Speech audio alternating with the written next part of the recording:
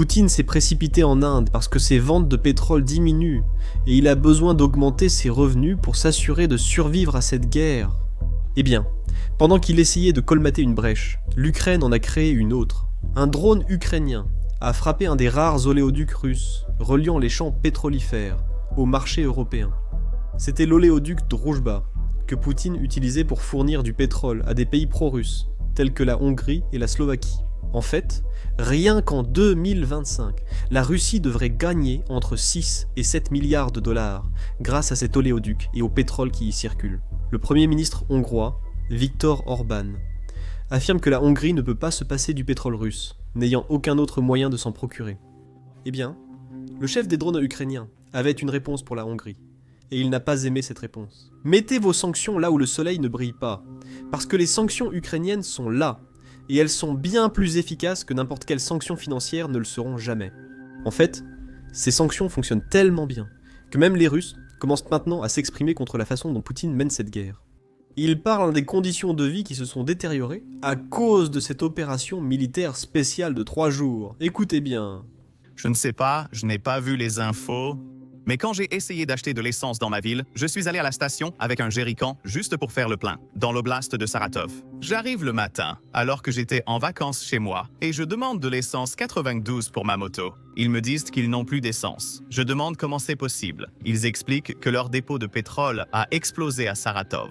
Je dis « formidable ». Et maintenant, que dois-je faire? Comment les gens vont-ils prendre un taxi ou travailler? Elle répond « je ne sais pas ». Va ailleurs. J'ai fait 4 stations. Seulement la dernière avait de l'essence, mais tout semble réglé maintenant.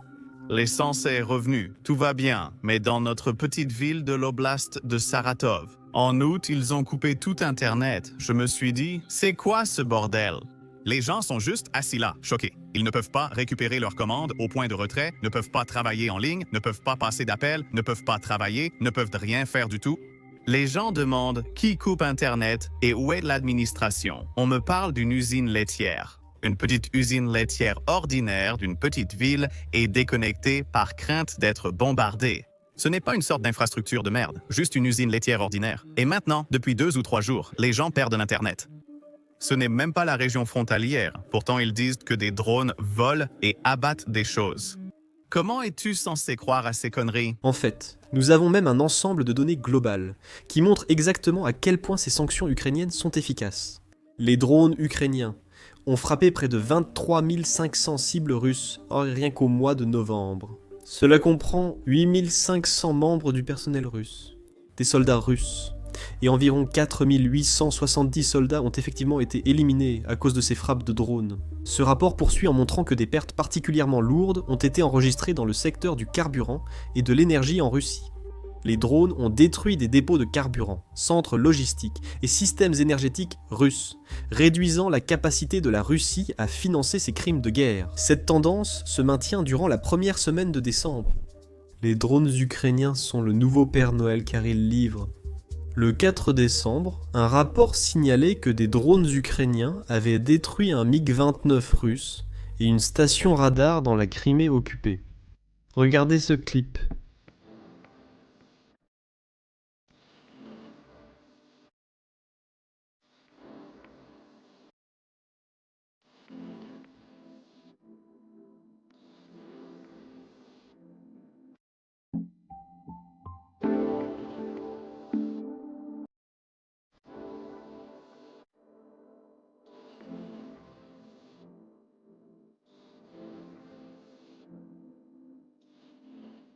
Puis, dès le lendemain, le 5 décembre, ils ont détruit pour environ 100 millions de dollars d'équipements russes en Crimée. Encore une fois, cela comprenait un bombardier Sukhoi 24, un système radar, un radar Portlet, un drone Orient, qui n'est qu'un drone, et un radar Costa pour basse altitude. Regardez le clip publié avec cette annonce. On y voit le bombardier Sukhoi 24 à la fin.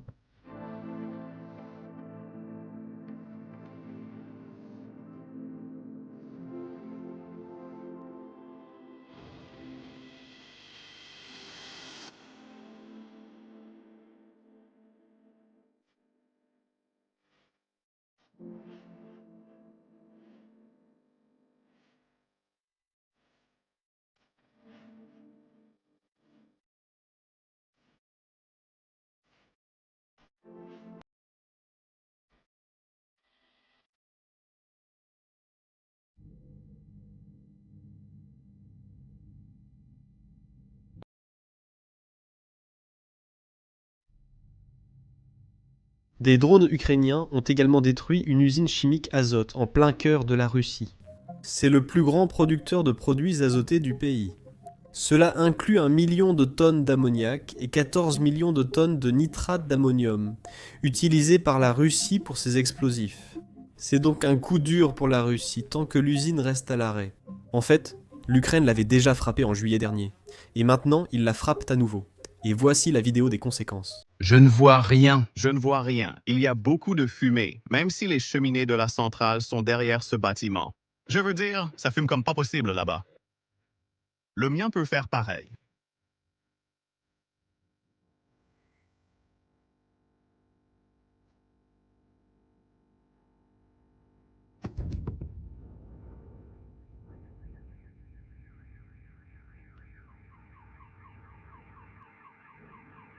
Et, bien sûr, nous ne pouvons pas oublier les frappes ukrainiennes contre la bouée de sauvetage de Poutine, ce qui lui tient le plus à cœur, son industrie pétrolière.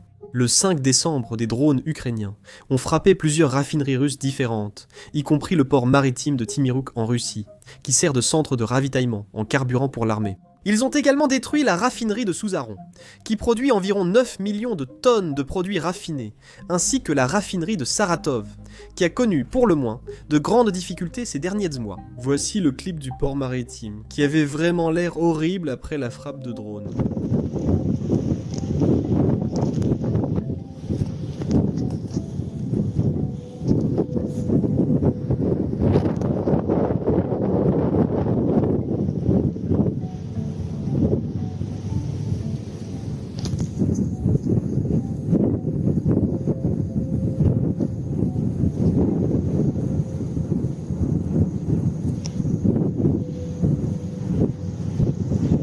Voyons maintenant de l'autre côté de la ligne de front. Alors que l'Ukraine vise les usines d'armement russes, les usines chimiques russes, les dépôts de pétrole russes et les raffineries de pétrole russes, la Russie frappe les hôpitaux ukrainiens. Je ne plaisante pas. Regardez, c'était à Karasan.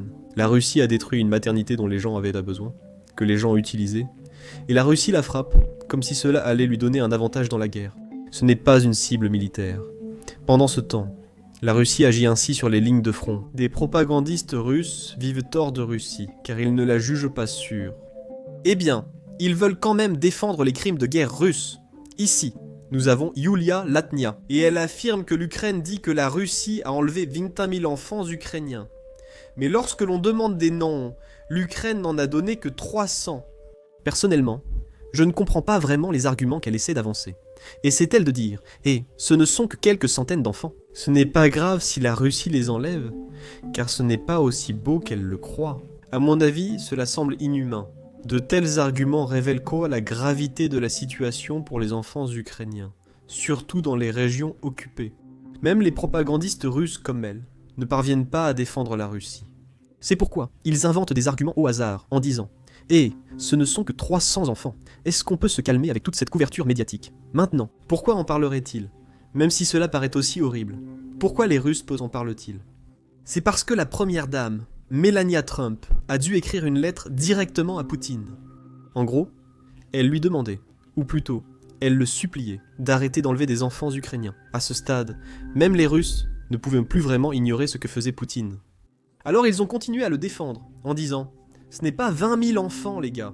Melania Trump ne sait pas de quoi elle parle, c'est seulement 300 enfants, donc ce n'est pas grave. » Mais ces propagandistes russes oublient qu'après la soumission de la liste de 339 enfants par l'Ukraine, la Russie n'en a rendu qu'une centaine, et n'a toujours pas restitué les autres, en disant « Eh, nous n'allons pas les rendre. » Et malheureusement, cette situation ne fait qu'empirer parce que les enfants ukrainiens souffrent partout dans le pays, pas seulement dans les régions occupées.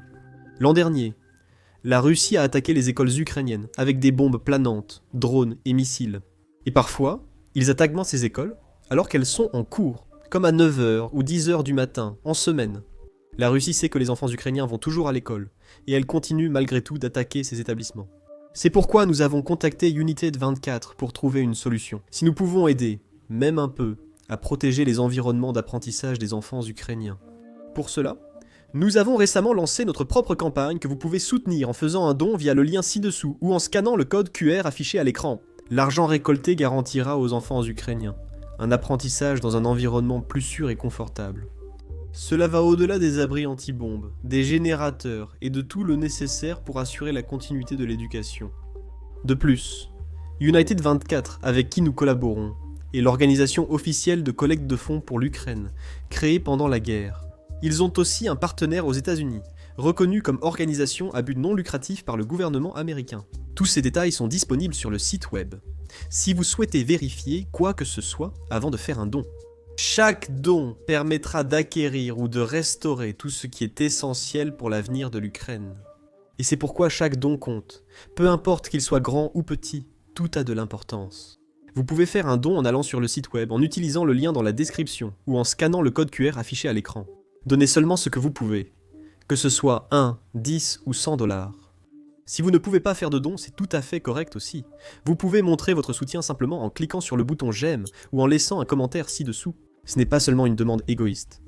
Même si cela aide la chaîne, cela permettra aussi à cette vidéo d'atteindre plus de personnes, et ainsi plus de gens pourront faire un don à cette campagne. Merci pour votre soutien. Je suis Sam, à la prochaine vidéo.